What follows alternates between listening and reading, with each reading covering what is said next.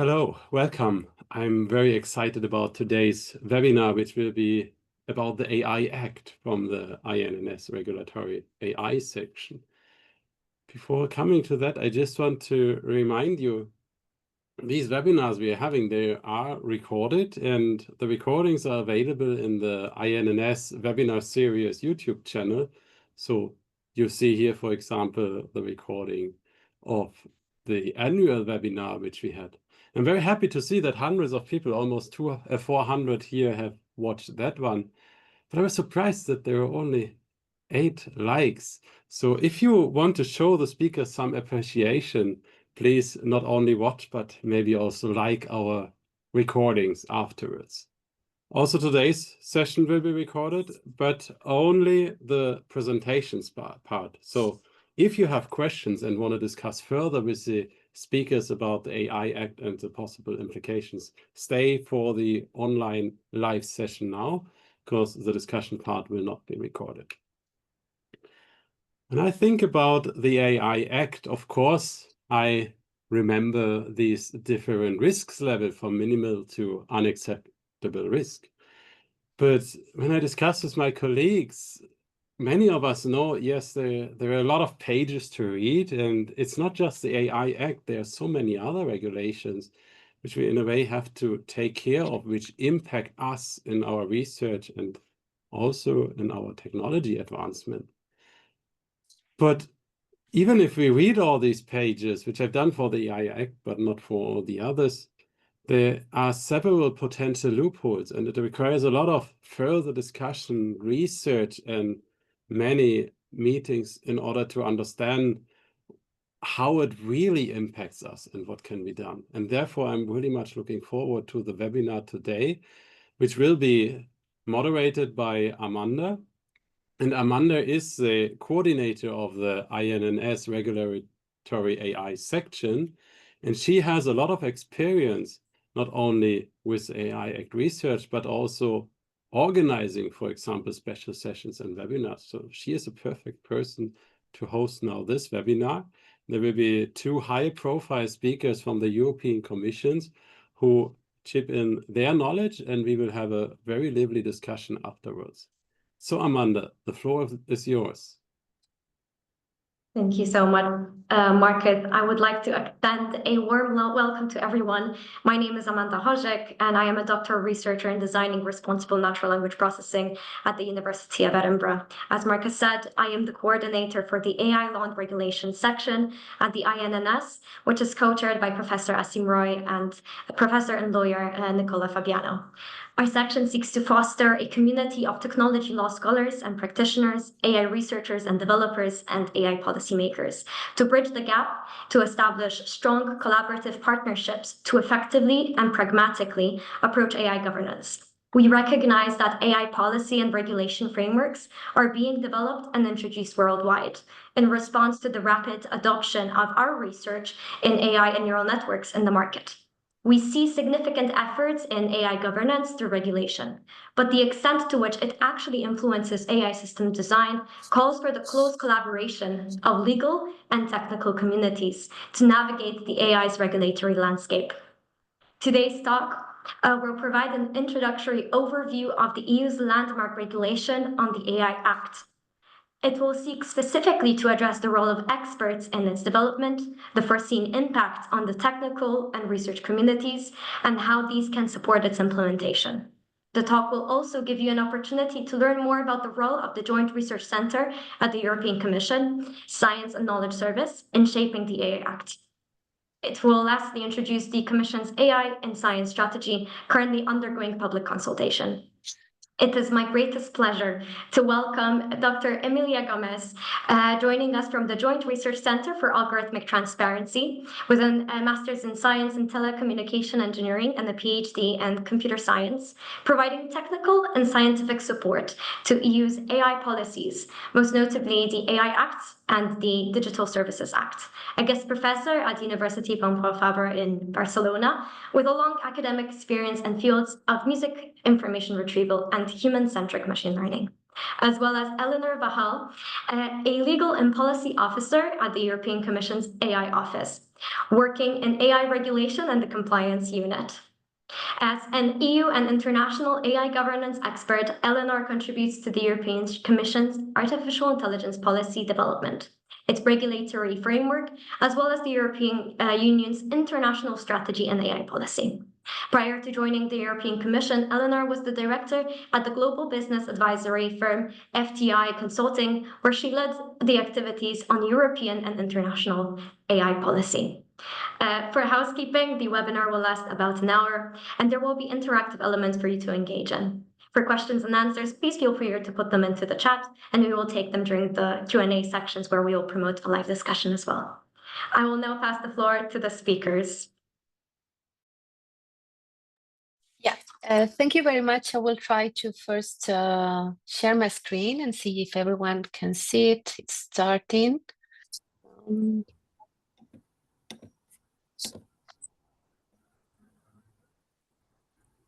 Can you check that it's okay? Working, yes. We can see? Okay. Okay, thanks a lot for the introduction. As it was said, my name is Emilia Gómez. I'm here with my colleague Eleanor Vahal.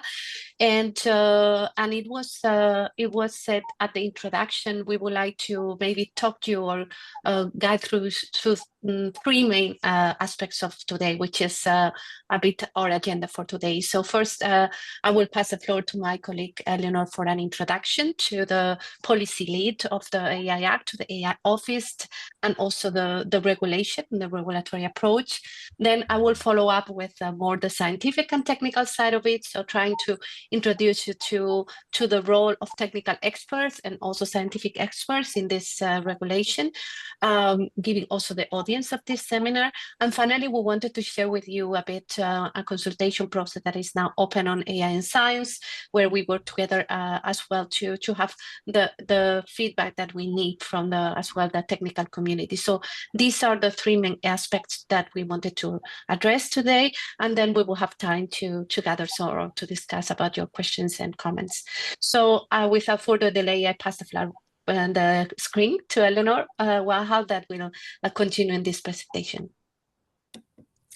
Thank you very much, Emilia. Indeed, my name is Eleanor Vahal. I work as a legal and policy officer in the European AI Office. And in particular, I work in the unit that has, let's say, drafted the original proposal of the AI Act and then negotiated the proposal with the co-legislators. So today, I just wanted to take a few minutes to focus on, let's say, three main aspects. So first of all, I wanted to provide an overview of the AI Act, what it says, and like how. Just now you're muted.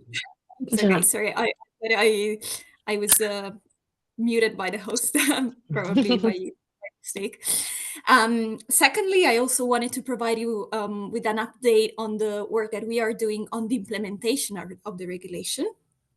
And then finally, more broadly, I wanted to present the work of the AI Office and also the resources that we have available for you.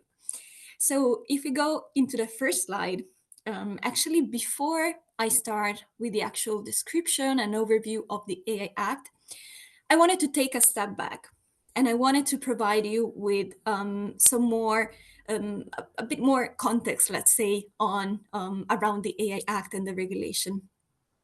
And in particular, I wanted to focus on two main aspects. So the first one is the amount of work that has been done in the European Commission before the AI Act. And the second one is the role that stakeholders had in shaping this regulation. So looking at the let's say, the timeline and all of the actions that we have done before the AI Act, I think especially since ChatGPT and other generative AI technologies became popular on the market, there has been a lot of public attention around the work that we are doing in the Commission and the AI Act in particular, which I think sometimes leads people to believe that the European Commission has started working on AI policy only recently in the last 2 or 3 years. But actually, that's not the case at all. And we have been working on AI for about 10 years now, in particular starting in 2018 with the publication of the first European strategy on artificial intelligence. And this also leads me to my second point, which is the breadth of stakeholders that have been involved in the work that has led to the AI Act.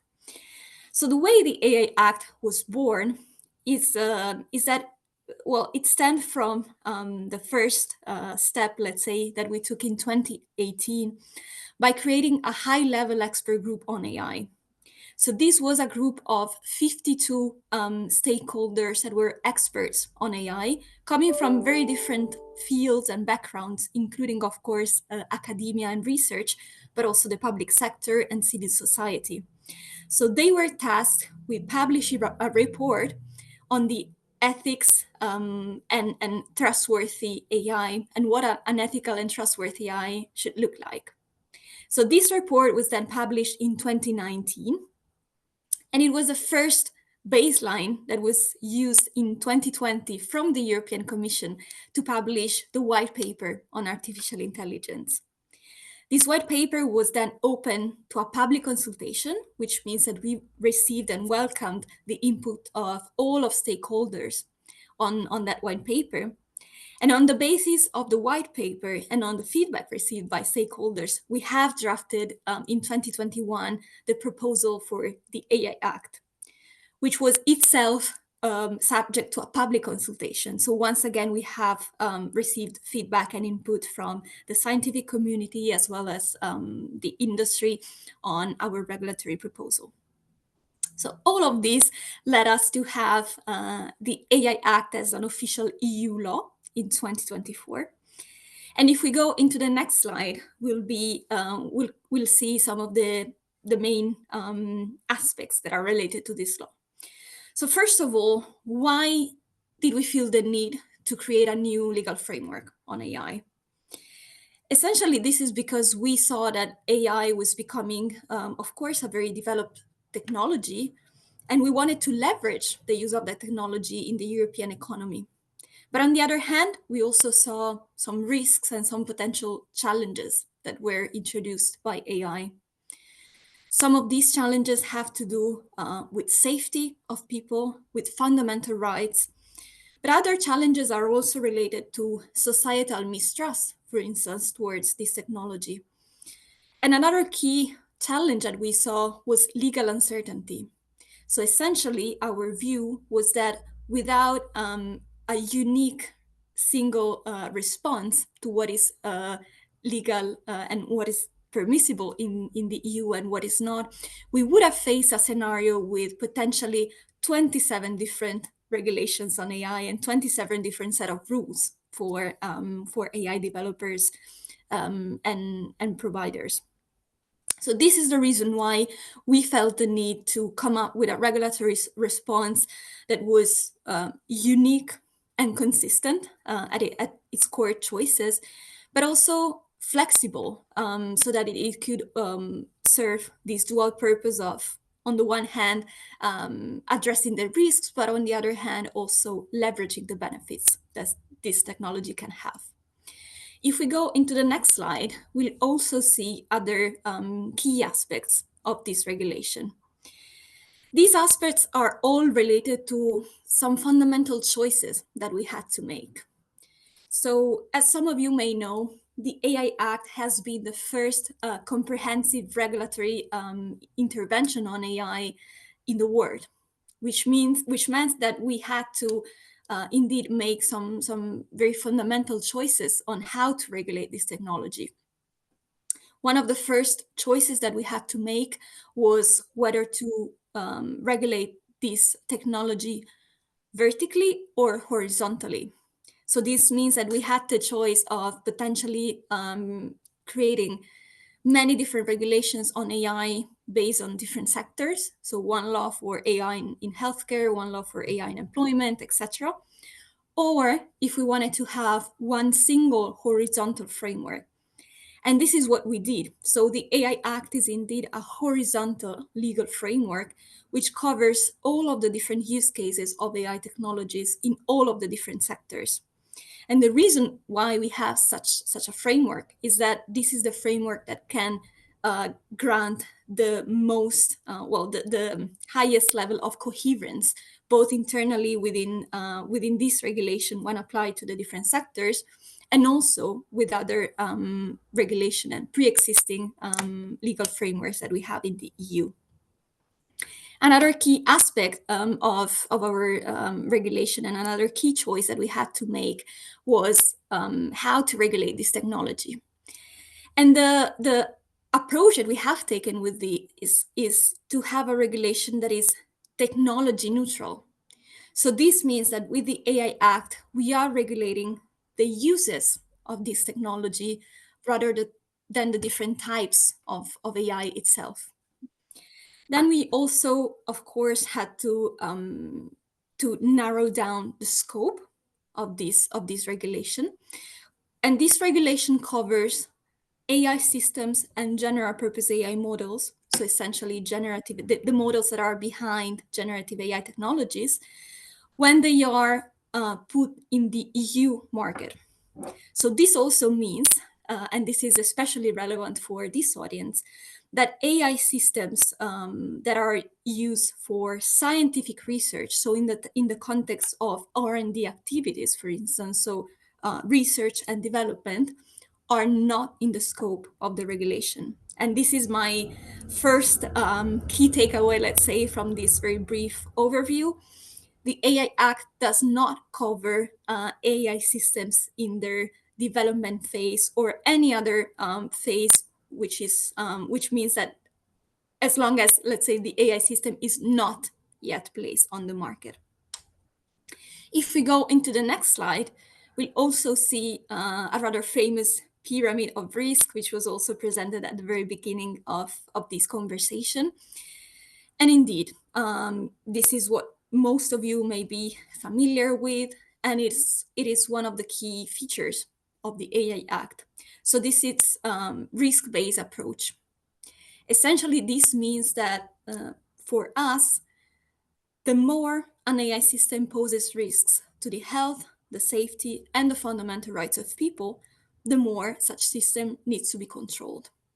So this is the reason why we have in the regulation 4 different categories of risks, and we have corresponding provisions and requirements matching all of the different levels of risks. You should know that this pyramid, well, by looking at this pyramid, you might think or you might assume that the use cases of AI are more or less equally distributed between all of the different categories of risk. But actually, this is not the case. So in the European Commission, we have done an impact assessment of the AI Act on the market. And we have assessed that actually between 80 and 85% of the AI systems that are currently placed on the EU market fall under the category of minimal or no risk. So this means in practice that the vast majority of AI systems that are on the market in the EU will not have to comply with any new provisions or requirements. If we look at the rest of the AI systems, we have unacceptable risks. So these are AI systems, well, use cases of AI systems that we deem are just incompatible with the democratic values that we have in the EU. So these use cases of AI, as of the 2nd of February of this year, have been completely prohibited and banned from the EU market. We then have high-risk AI systems. So this means in this case that we have some use cases that are particularly risky. It's the case, for instance, of AI used in the context of employment, AI used in the context of education and training, AI used in the context of judicial decisions and other key use cases. So in this case, AI can be used, but it will have to comply with specific requirements to make sure that it's in line with the ethical and trustworthy requirements that we have in the regulation. And then finally, we have the transparency risk. So these are use cases of AI that are also permitted in the market, but that will have to comply with specific transparency requirements. I don't want to take too much time going into the details of all of these use cases, also because we have a lot of resources on that, and I will come back to that at the very end of this presentation. But very quickly, I wanted to give you the opportunity to have a look at some of these use cases in the next slide. So if you look at this slide, you will see some of the key use cases of AI that have been banned, once again, because we deem that these are just incompatible with the fundamental rights that we have in the EU.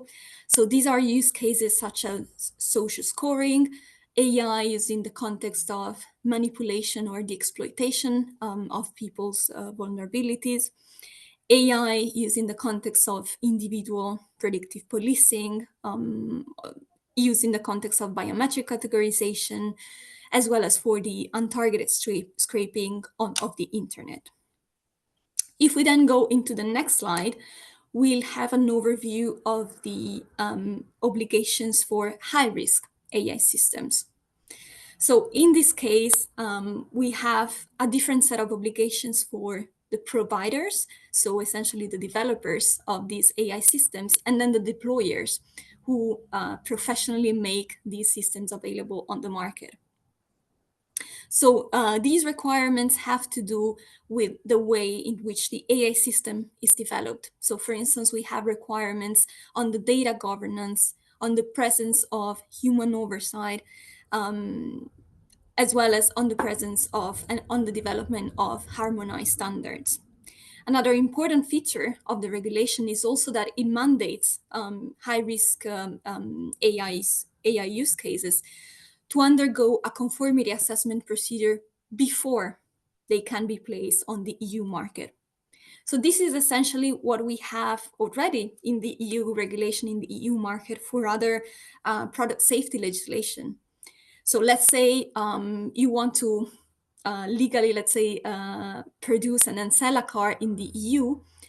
Before you can put that car into the EU market, you have to undergo a conformity assessment procedure to showcase and to confirm that that car, let's say, is safe enough to be put on the market.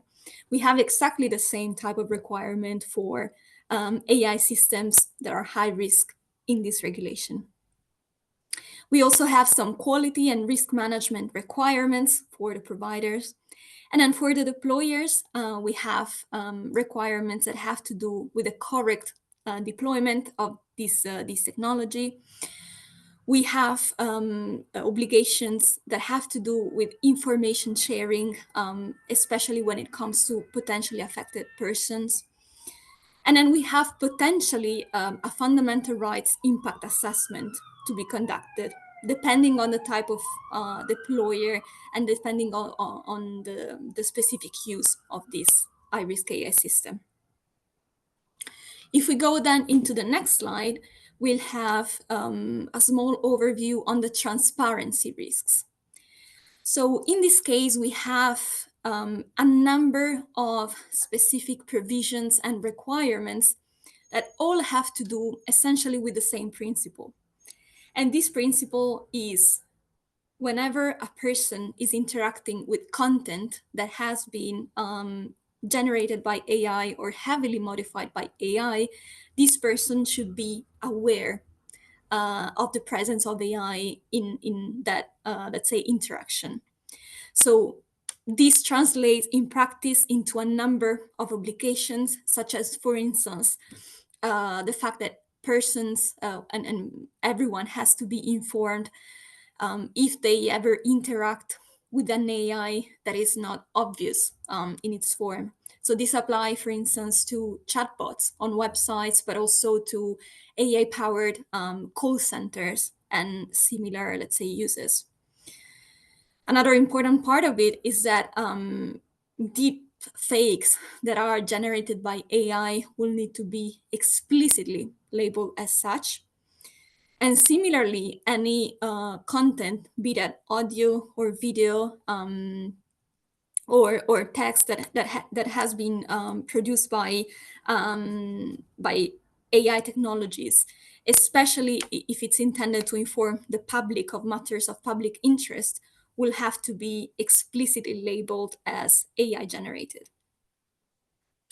If we then go into the next slide, we'll have a look at another important part of this regulation, which is how it addresses general purpose AI models.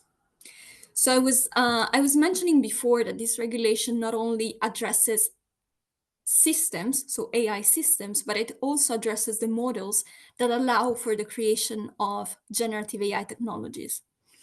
And in this case, the structure that we have is very similar to the pyramid for AI systems that I have showed at the beginning. So we have essentially two risk categories in this case. We have the vast majority of general purpose AI models, and then we have a smaller subset of general purpose AI models, which are particularly risky and potentially harmful. So for the majority of these models, the models will have to comply with some transparency requirements. So in particular, they will need to make available the technical documentation of the model. They will have to disclose certain key information to the downstream providers. And they will have to transparently communicate about how they are complying with the copyright rules that we have in the EU. On top of that, those general purpose AI models that are deemed significantly risky, so that we deem to have systemic risk, will also have to comply with other requirements. So these other requirements are the model evaluation, the assessment, and the mitigation of those potential systemic risks, and reporting of any serious incidents that might happen, as well as to ensure cybersecurity measures. Going now into the next slide, we'll see another important part of the regulation. So with this law, we have introduced these new provisions that I have just explained. But essentially, how can we make sure that these provisions will be enforced? So we have two main bodies in this context that are responsible for the enforcement of these rules. For the rules on AI systems, we have member states that are directly responsible for the enforcement through the designation of national competent authorities. And then on the other hand, for the rules on general purpose AI models, this is managed at the EU level, and the European AI Office, which I'm part of, has the responsibility of enforcing these rules. The work of both member states and the European Commission will be then supported by three other bodies. So we have the AI Board, which is essentially a forum where representatives of the member states can meet under the coordination of the AI Office to ensure that every member state in the EU is enforcing the rules in a coherent way, to share experiences, best practices, and other key information. We then have the advisory forum, which will be a forum composed of stakeholders in the broad sense. So we'll have stakeholders from academia, but also from the private sector and from civil society. And then finally, we'll have the scientific panel. And I wanted to emphasize the role of the scientific panel here, because I think this potentially might be of interest to some of you. So the scientific panel will be composed of scientific technical experts on AI, mainly coming from academia, and in any case, independent from any commercial entities on AI.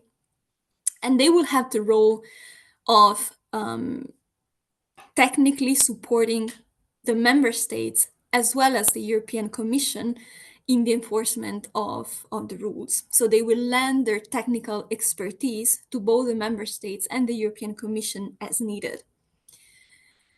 If we then go into the next slide, we'll have a brief look at the timeline. I don't want to spend too much time on this, but just to say that the provisions on the prohibitions, so prohibited AI systems, have already entered into application.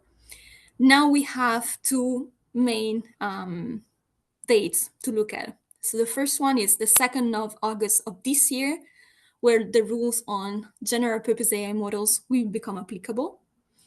And then the majority of the regulation, and in particular the rules for high-risk AI systems, will become applicable on the 2nd of August of next year. If we then go into the next slide, we'll have a brief look at the implementation. So I have now presented the AI Act, its main features. So what are we doing now for the implementation of this law? We are doing 3 main types of activities. So first of all, we are setting up the governance structure for this regulation. So we are growing the AI office, and I will present it in the next slide. We are closely collaborating with member states in the AI board.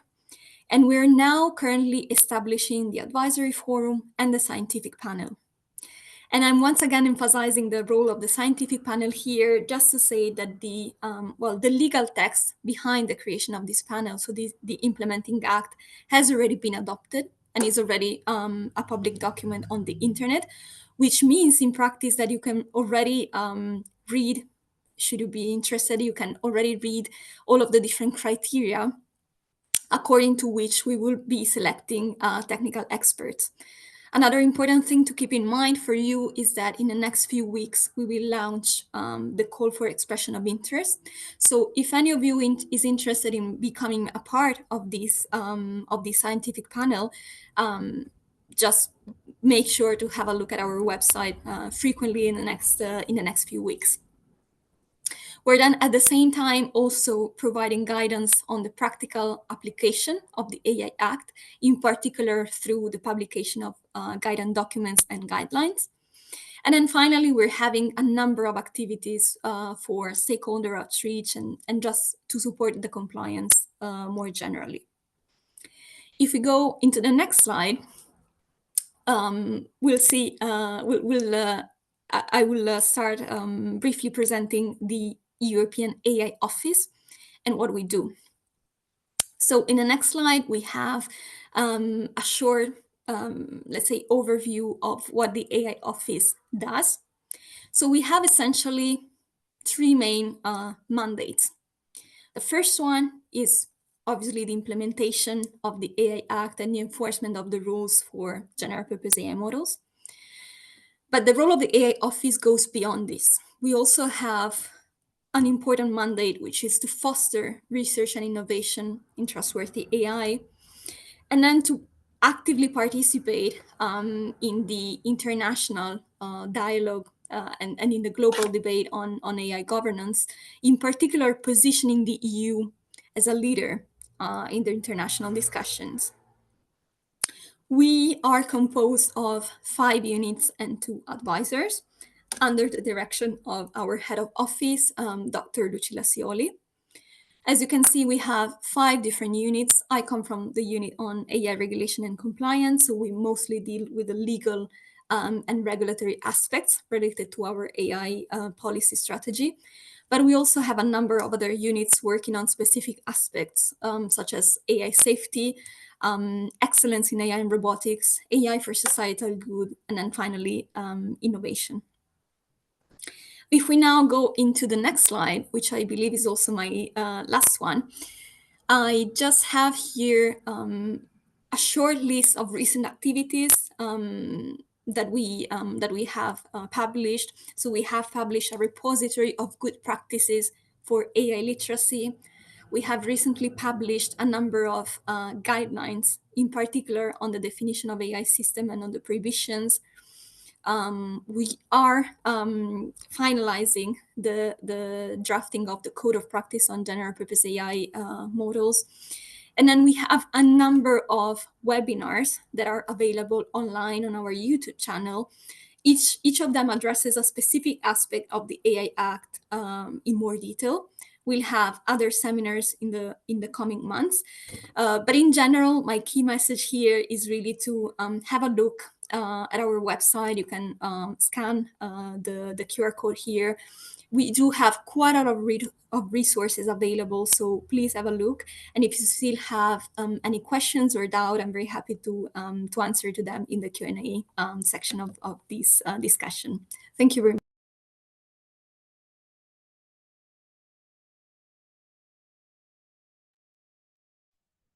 Yeah, thanks a lot. I think I will now take the screen to continue the presentation. I don't know if you can hear me well. We do hear you, and we see the slide. Okay, perfect. Sorry, I'm just trying this new setup, so it's a bit, but yeah. After this introduction, I think of Eleanor more on the AI Office and also the AI Act and the role it has.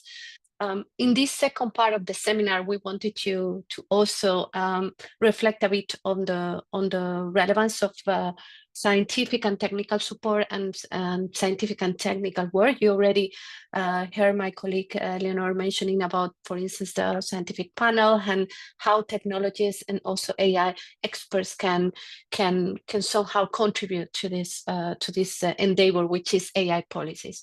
And for that, I wanted to introduce you a bit to where I work. I'm part of the Joint Research Center. The Joint Research Center is like one part of the European Commission, but we are like kind of the research service of the European Commission.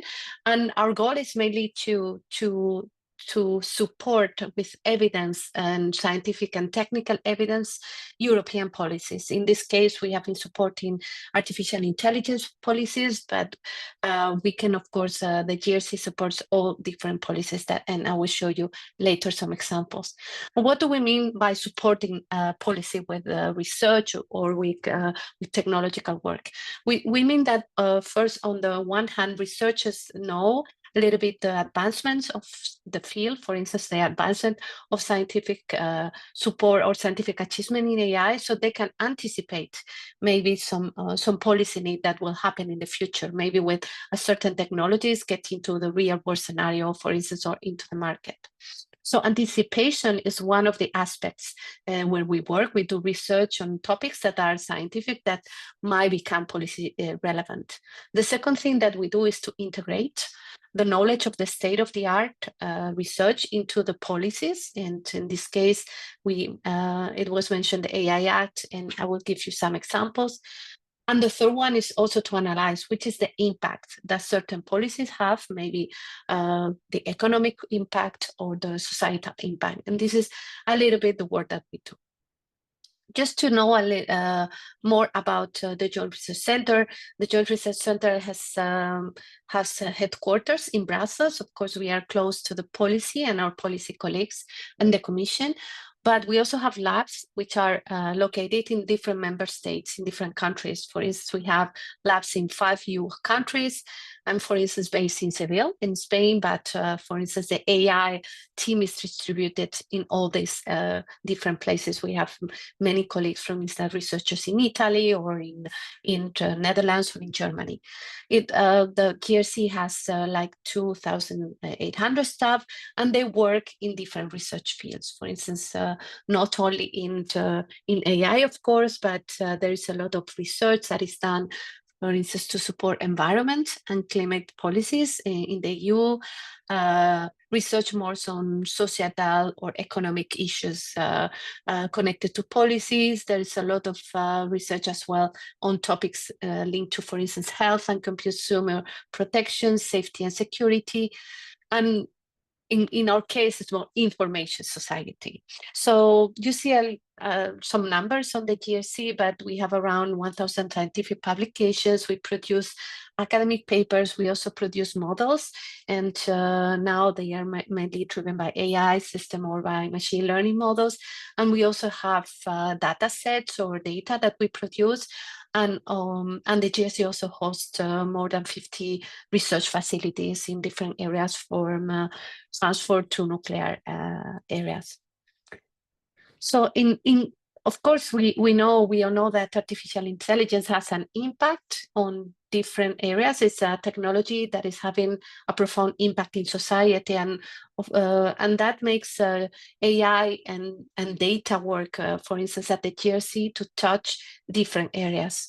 We have defined what we call the portfolio, which is a number of projects that deal with artificial intelligence, where we do three main things.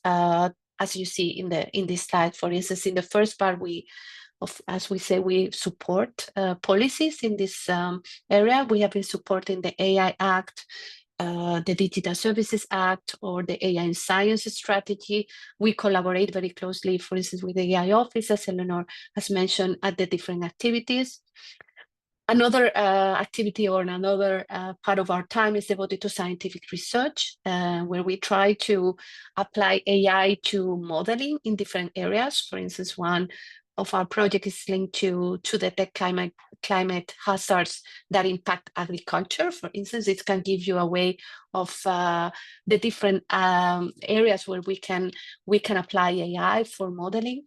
And we have also a huge or a part of our research working more with trustworthy AI, so evaluation of AI in terms of aspects that has been mentioned, such as transparency, fairness, or accountability.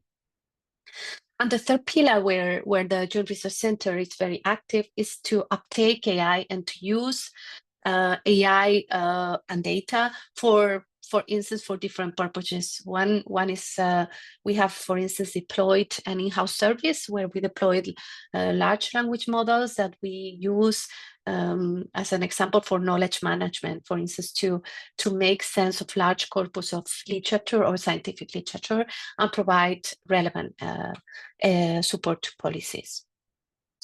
I wanted to now introduce a bit why it's important, or why we think it's important to provide this scientific and technical evidence to the AI Act.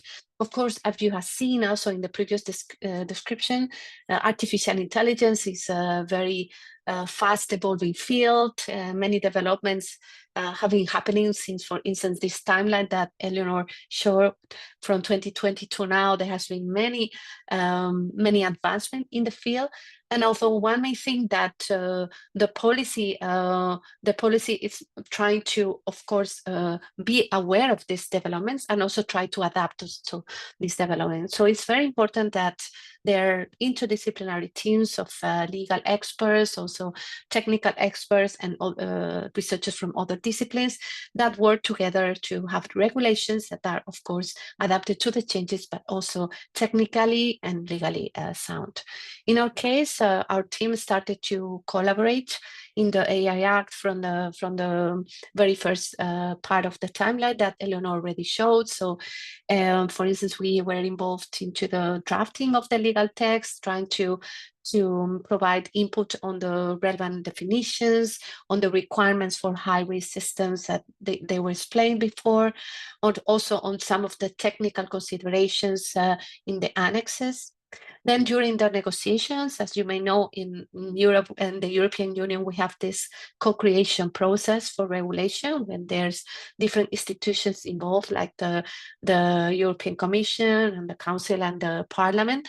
So we were also providing some guidance, or technical and scientific guidance to co-legislators, interacting, for instance, with international partners at OECD, contributed to standards discussions, and also researching a little bit on the use cases, on which are the scenarios where AI is used and which are the relevant risks and the relevant, of course, mitigation measures for those risks. And currently, we are continuing our collaboration with the AI Office on the implementation of the AI Act, on the different actions that have been mentioned, for instance, supporting the elaboration of guidance documents, also supporting the standardization process. The GRC is also co-secretariat of the scientific panel that my colleague Eleanor mentioned, and trying to support as well sectorial regulation, and finally the AI in science strategy that I will present a little bit later. So, of course, this scientific and technical support to AI policies have been also materialized in some scientific outputs. At the Joint Research Center, we publish some what we call the Science for Policy reports, which are it can be more technical report or more accessible to policy audiences, where we try to provide some of our analysis and recommendations. And here you see some example of the work that we have been able to publish, but I wanted to maybe give you some idea of topics that we have been working on. For instance, one of our main activities have been focusing on terminology. Of course, as you know, the legal text is a legal document, so there's a lot of legal terminology that is involved there, and the text has to be has to have a strong legal basis. But it is, of course, a text that needs to be understood by the technical audiences. So there has been a lot of work from our side, but also from the different stakeholders involved on terminology. As an example, I think in this report that you see in the middle, defining artificial intelligence, we made an overview of different definitions of the term artificial intelligence that has been proposed in the scientific literature, also in industry, or industrial or products description, and also in policy documents, in order to identify which were the main characteristics aspects of AI versus other kind of technologies. And from that, we discussed, for instance, the different terminological choices on the AI Act. For instance, the concept of AI system, general purpose AI system, foundation models, and generative AI. And this is also documented in a paper that we published at the AI and Law Journal. So from all this work on definition, not only on these terms, but we built a glossary that you see here on the right of human-centric artificial intelligence. This glossary takes terms from standards, from policy document. So to give a little bit some overview of terms and how things should be defined, of course, and how things could be defined, and providing input to policymakers on that.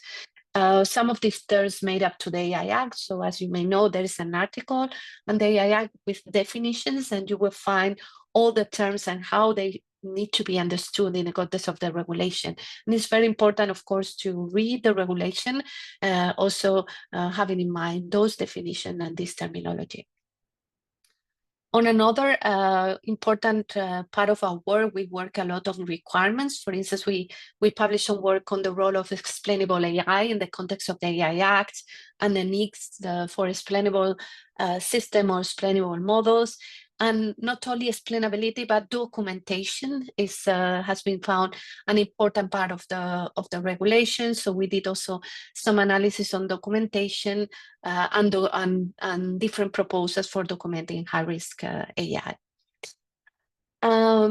And on the third maybe area of our work, we have worked a lot on standards. So we have contributed, Joint Research Center has contributed to the standardization work of the Commission with technical and scientific expertise. And we have several reports mapping different standards, analyzing and assessing them in different areas. For instance, we had one report specifically focusing on cybersecurity requirement. And finally, another area of work that I wanted to mention is the analysis of real-world scenarios where AI is used. For instance, we published a paper where we review different scenarios where facial processing applications are used in line with the AI Act and the different risk levels. And this gives the building of use cases gives us an idea of how to use AI or how AI is used in real-world scenarios, and which are the considerations that policymakers should incorporate in their policy design. Finally, we have also worked with children. Minor protection is now a priority also in our institution, and we have done several studies with children and how to make AI assistant trustworthy for them, and how we can provide also recommendations, for instance, for transparency of system versus children and to protect children's rights.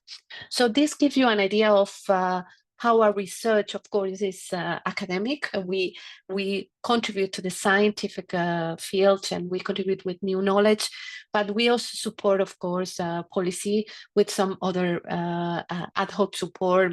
Maybe it's not published, but it's more integrated in the policy files.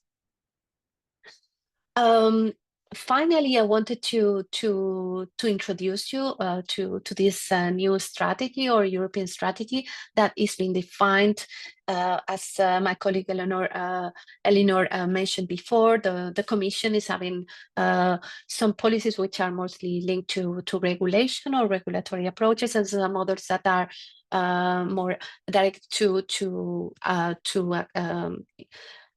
to give also a strength to the use of AI, and this one is, of course, in science and being the scientific service of the European Commission. The GRC is very much involved in this policy file, so we wanted to share it with you because it's now open for public consultation.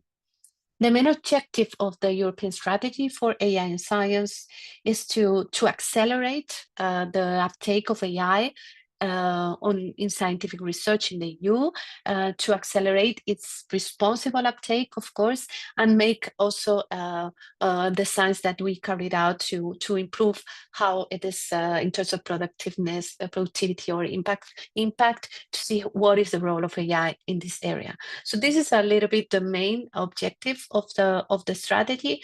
And these are a little bit 5 areas that what this strategy is intended to contribute. The strategy intends to contribute to coordinate different policies for AI and science at EU and national level to maximize impact. So the coordination is one of the 5 main aspects that the strategy addresses. The second pillar is to make funding instruments and investment in science which are better serve the needs of AI-enabled science and facilitate collaboration with the private sector. So funding part is the second component of the strategy, and that is being defined. The third component is to develop and make accessible specific AI tools for science, like, for instance, scientific foundation models that are needed to facilitate the uptake of AI in science. The fourth one is to train scientists to acquire AI skills and increase also the interdisciplinarity, so the collaboration between AI experts, but also domain scientists, which are specialists in their own research field. And finally, the 5 action is to inform and equip scientists to tackle which are the AI limitations and the potential ethical, privacy, and security risks. This might be connected to the AI Act, but of course, as my colleague said, although the AI Act doesn't apply to research, there is some ethical, privacy, and security aspects that we need to address already from the research period. The AI and Science Strategy will pave the way for what is called the European AI Research Council, that the main goal will be to develop, incentivize, and coordinate the uptake of AI in Europe. I wanted to note here that AI research or science includes both the traditional AI, computer science field or the AI field itself, but also the use of AI for advancing science in specific domains, such as life sciences or material sciences. So it covers the different research field and a wider set of disciplines.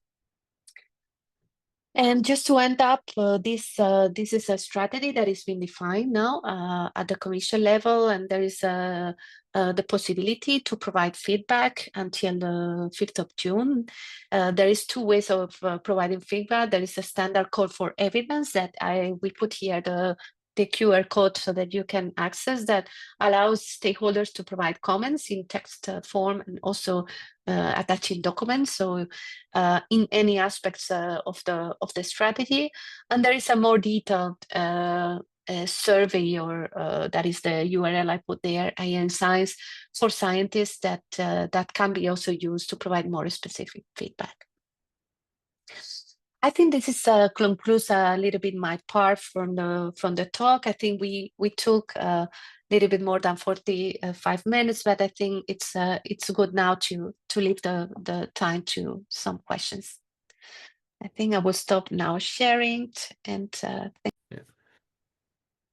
Thank you so much. And that will be now on the record. So we had very great presentations and a very lively discussion. And it's fully understandable that this open discussion cannot be recorded, but a short summary of some of the takeaways can be recorded if it's made by me, because that will be not legally binding to you. So first of all, really thanks a lot. We have a lot of webinars which we can also watch, and I looked personally into the JRC reports. For example, the AI definition which you provided, and it's very easily understandable, but still very deep. So I really like this balance which you had there. And there were a lot of discussion about this AI definition. And you mentioned it's, yeah, we can have exclusion of some things, inclusion of others, when you had a lot of discussion with many experts to finally come up with this definition. And there is a strong reason for the AI Act to be horizontal, so that to make sure that the same rules apply across sectors. And the AI Act applies to the market, so there is no disadvantage for European companies, because also non-EU companies have to comply to this. And there was a specific question towards, for example, prohibiting emotion recognition. And you said that's a result of a strong risk assessment, but there are possible exceptions, for example, when it comes to safety and health. And one has to look into the details and maybe also further discuss with legal aspects. Then there was a quite nice discussion about guidelines versus legislation and standards and so on. And typically guidelines from high-level experts groups are more high-level, but then standards become very technical, and also the legislation. Very interesting, the term of the day for some of the people was ethics washing. Company putting like a theater profile of we are ethical, while in reality they are not always in all sectors. So it's very interesting to look up more on that. And a few other things, like there are possible exceptions for open source, but one should check the guidelines. Maybe for the lower level risks, there are some possibilities. And yeah, I really liked all this discussion. Unfortunate for those who were online, who were not online and only watched the videos, you cannot see all the details of the discussions. But as Amanda has highlighted, there will be, again, future, there will be future possibilities to interact and discuss, and that will be, for example, during IJCNN 2025. There will be many ways. I will personally go there. Amanda will be there. Many of the speakers who were there here, and many others will follow up with further questions and possible discussions. So join us at IJCNN 2025 in Rome. It's about 1.5 months from now. I'm really excited and looking forward to that. Before that, there will be also one more webinar, and that webinar will be on the 12th of June. It will be the Helmholtz lecture by Terry Sajkowski, who will speak about research on perception. We might have another webinar in 2 or 3 weeks from now, so stay tuned. Look on our website for upcoming webinars and upcoming events, and also, as I mentioned at the beginning, the recording of today's session. And thanks again for everyone involved today. It was a great event.